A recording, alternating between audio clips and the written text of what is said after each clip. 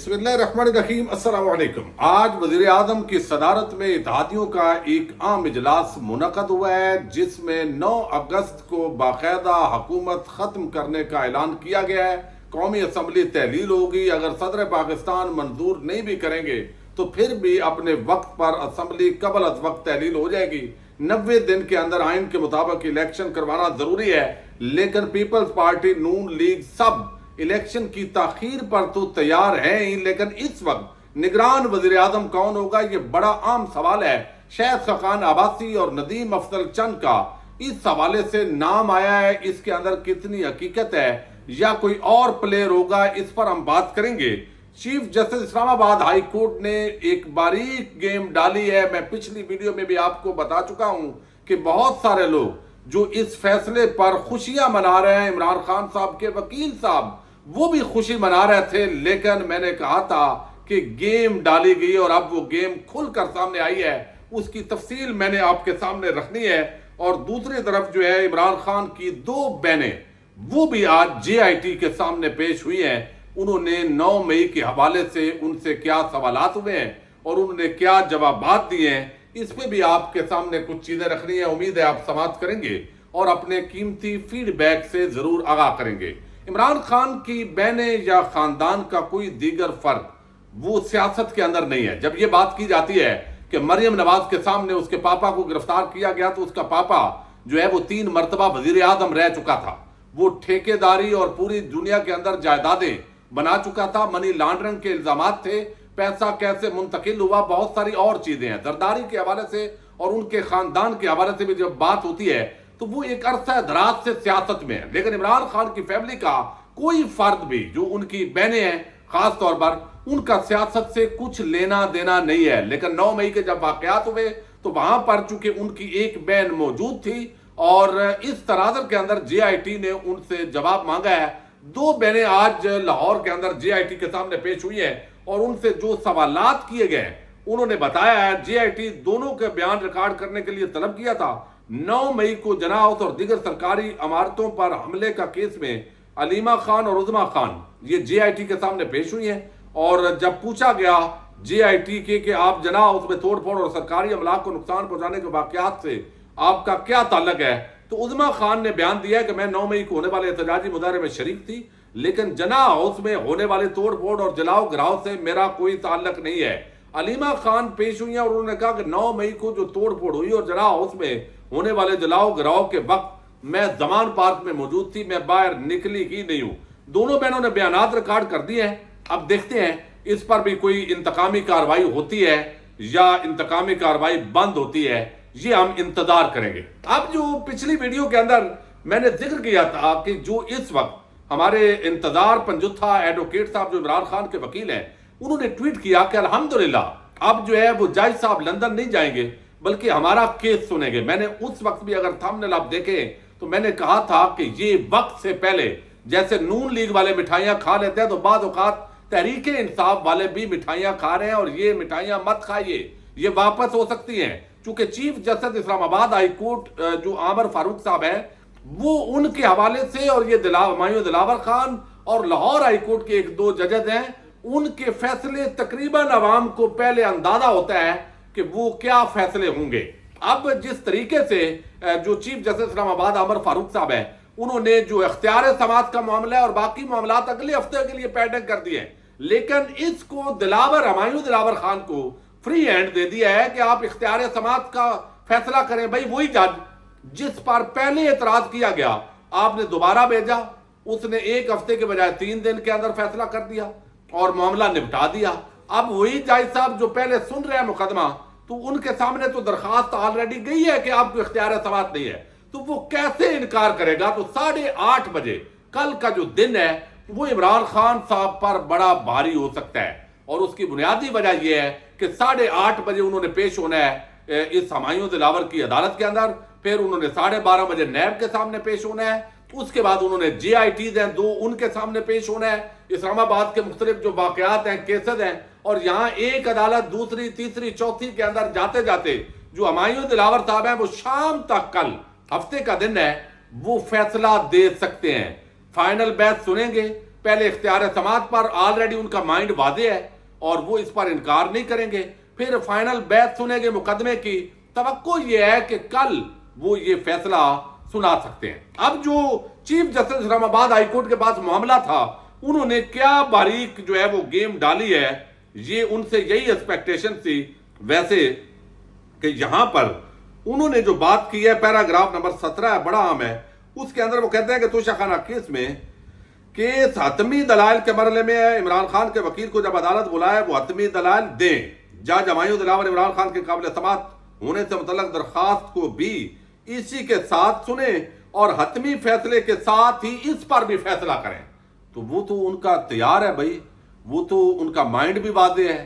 فیصلہ بھی جو ہے وہ بہت سارے پی ٹی آئی تو تنقید کرتی ہے کہ لکھا ہوا فیصلہ پہنچا بھی دیا گیا ہے, بس انہوں نے اناؤنس کرنا ہے.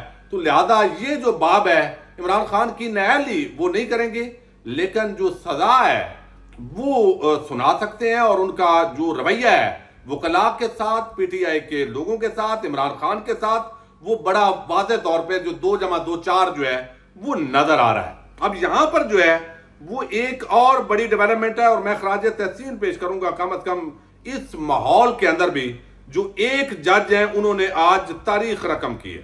اور وہ جو جج ہیں پشاور ہائی کورٹ سے ان کا تعلق ہے, اور انہوں نے آج جو ہے وہ بڑا واضح انداز کے اندر جو بتایا ہے کہ وہ chief justice Peshawar high court ہیں کہ اگر آپ نے دوبارہ اسد قیصر اور اورنگزیب کو گرفتار کیا, آدھے گھنٹے کے اندر انہوں نے کہا کہ پیش کریں. جب عدالت نے ضمانت دے دی اس کے بعد چونکہ دوبارہ گرفتار کر لیا گیا پی ٹی آئی کے عام رہنما کو, اسد قیصر صاحب کے حوالے سے بھی یہی آرڈر ہے, تو انہوں نے کہا chief justice Peshawar high court نے کہ آدھے گھنٹے کے اندر اندر پیش کریں ان لوگوں کو.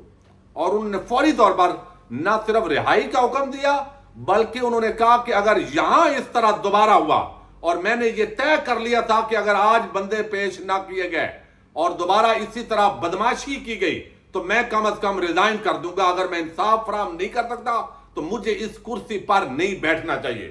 یہ میں سمجھتا ہوں آج ایک ایسا جرأت مندانہ chief justice Peshawar high court کی سٹیٹمنٹ ہے کہ ایک بندے جیسے شہریار افریدی کو 8ویں مقدمے میں ڈال دیا گیا ہے, 9ویں مقدمے کے اندر, اور اسی طرح باقی لوگوں کو. تو یہ ایک اندھیر نگری چوپٹ راج ہے. اس معاملے کے اندر جو ہے وہ ایک بڑا یہ عام جو ہے وہ ڈیولپمنٹ ہوئی ہے پشاور ہائی کورٹ کے اندر. لیکن یہاں پر جو ہے وہ یہ آپ کو بتانا ہے کہ اب جو ہے وہ نگران وزیر اعظم ظاہر ہے یہ اس وقت اگلا ایجنڈا ہے. جتنے بل تیزی کے ساتھ پاس ہوئے, اور آج بھی ایک ایگزیکٹو آرڈر ہے, لیکن اگلی ویڈیو میں کوشش کروں گا کہ آپ کے سامنے رکھوں, اور اس کے اندر بھی ایک میجر جنرل صاحب کو اختیارات دیے گئے ہیں اور آرمی چیف کو بیسیکلی پاورز دی گئی ہیں. اس کے اندر ظاہر ہے یہ جو ہے وہ اس وقت چیزیں چل رہی ہیں اور بہت ساری چیزوں پہ لوگوں کو اعتراض ہے, اور دلیل کے ساتھ, چونکہ ظاہر ہے کوئی بھی پاک فوج تو ہمیشہ زندہ باد ہے, لیکن پاک فوج کا جو سیاسی رول ہے اس پر ہمیشہ تنقید ہوتی ہے. اور یہ بات ہماری اسٹیبلشمنٹ کو اور پاک فوج کے ذمہ داران کو سمجھنی چاہیے کہ دلیل کے ساتھ کنونس کریں, ڈنڈے کے ساتھ کنونس نہ کریں.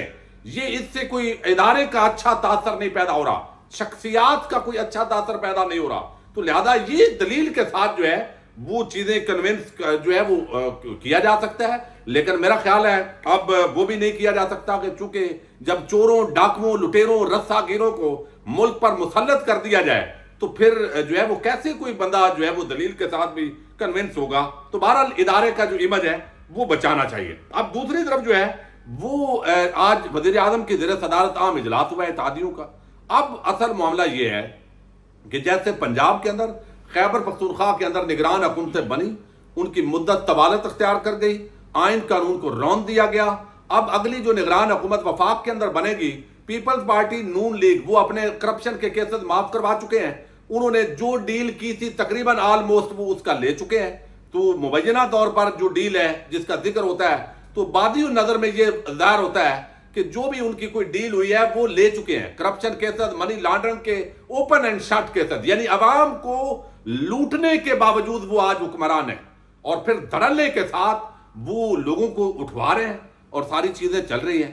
یہ چیز کم از کم سمجھ نہیں آتی. اب یہاں جو ہے وہ انہوں نے اب کوشش ہوگی کہ کس پارٹی کے کتنے وزیر ہوں گے. چلو وزیر اعظم جو ہے وہ تو اسٹیبلشمنٹ کی بھی انپٹ ہوگی, مشاورت ہوگی. نگران وزیر اعظم کے لیے ایک طرف جو ہے وہ وزیر اعظم शहबाज शरीफ नाम देंगे, दूसरी तरफ जो है एक कठपुतली अपोजिशन लीडर है राजा रियाद, जिसने अगला नून लीग का टिकट लेना है, वो मुशावरत देगा। तो अगर इत्तेफाक ना हुआ तो मामला इलेक्शन कमीशन में भी जा सकता है।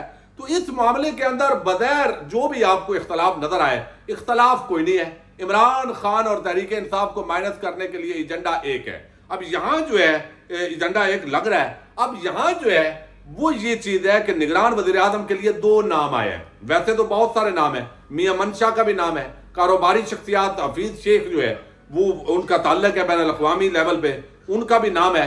लेकिन इस वक्त मार्केट के अंदर शायद खकान अब्बासी, उनके हवाले से यह दावा आया है कि उन्होंने खुद जो है वो ये दावा किया है कि हाफिज साहब ने उनका नाम पेश किया है। ये खबर चल रही है, अब इसकी अभी तस्दीद तो नहीं हुई। और बाद हल्कों ने यह दावा किया है कि नदीम अफजल चंद, चूंकि वो कई दफा जो है वो दरमियानी बात करते हैं और वो समझे कि हुसैनी भी हैं और जो यजीदी काम करने वाले हैं उनके साथ भी हैं, तो दोनों तरफ उनकी सुलह है, यानी मामलात इस तरीके से बैन बैन उनके चलते हैं। तो लेकिन इस पूरे मामले के अंदर फिर भी चंद एक जो गैर जनबदार, चले गैर जनबदार तो नहीं है, 30-70 कह सकते हैं, उन सियासतदानों के अंदर उनका शुमार होता है, तो वो आ सकते हैं। लेकिन शायद खकान अब्बासी ये नवाज शरीफ और मरियम नवाज के लिए अब काबिल कबूल नहीं होंगे। इनका नाम तो ज़ाहिर चल रहे हैं और इस वक्त संजीदगी के साथ खास तौर पर शायद खकान अब्बासी का नाम डिस्कस हो रहा है। और शहर इख्तदार के अंदर इस वक्त ये बहुत सारी चीजें मोहसन बेग के हवाले से भी चल रही हैं। लेकिन यहां पर जो है वो मेरा ख्याल है ये नाम नहीं होंगे। जब मंतकी अंजाम तक मामलात पहुंचेंगे तो शायद कोई टेक्नोक्रेट किस्म का वजीर आजम होगा।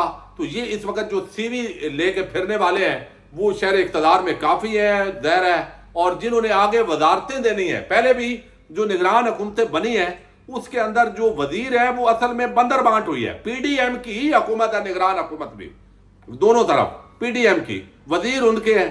तो इसी तरीके से जो वफाक के अंदर सिर्फ वजीर आजम तो नहीं होगा, वहां पे बाकी वजीर भी होंगे, तो ये भी आप बंदर बांट करेंगे ये सारे लोग। तो ये एक मिजाक है जमहूरियत का, आइन का, कानून का। लेकिन हमारा पाकिस्तान है और ये पाकिस्तान अल्हम्दुलिल्लाह जो है वो क्या कहते हैं क़यामत तक कायम रहने के लिए बना है। ये किसी ने मकूला घड़ा है। तो बहरहाल अल्लाह ताला पाकिस्तान पर रहम करे। अगले 24 घंटे क्या 18 घंटे इमरान खान के हवाले से इंतहाई अहमियत के हामिल है। और जो हमायूं दिलावर जज हैं उनका जो कंडक्ट है वो ये बता रहा है बादी और नदर में कि वो जल्दी मामलात को निपटाना चाहते हैं। अब पाकिस्तानी कौम इसको कैसे लेती है ये उन पर डिपेंड करता है। पुरअमन आईनी जमहूरी जिद्दोजहद हमेशा जो है वो कौमों के अंदर जारी रहती है। इजाजत दीजिएगा, अल्लाह हाफिज। पाकिस्तान जिंदाबाद, पाक फौज पाइंदाबाद।